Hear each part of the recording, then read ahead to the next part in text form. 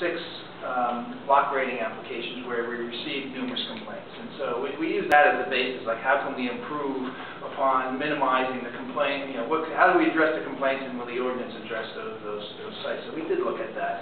And one of the applications that was a major complaint, it wasn't a builder, it was a resident of Chatham. He bought the land, he was being his own GC, so it was a resident who clear-cut this piece of property.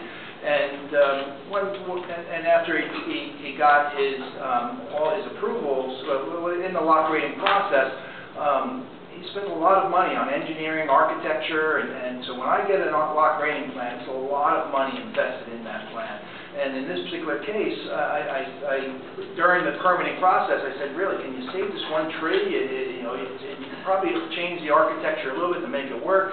And he just says, listen, I just can't. I can't go back to my architect. It was too much in this.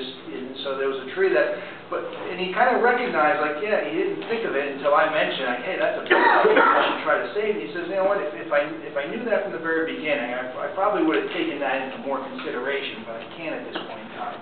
He had his tree density, so it wasn't like I had a lot of teeth to say, you can't take down this tree.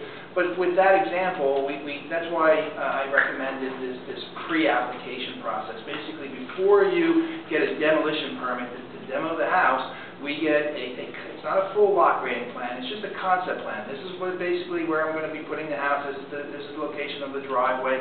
This is where the driveways may go, just so that we have an opportunity before a lot of money is invested into that piece of property. We say, you need to save that tree, you need to work around it. And so we get that opportunity to do this.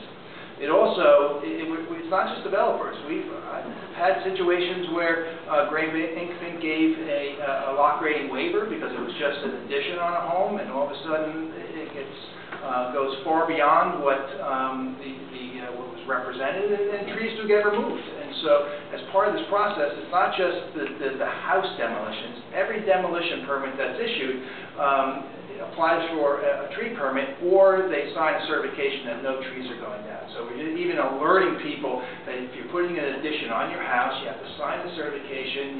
If you're not taking down any trees, sign it as part of the lot grading waiver, as part of the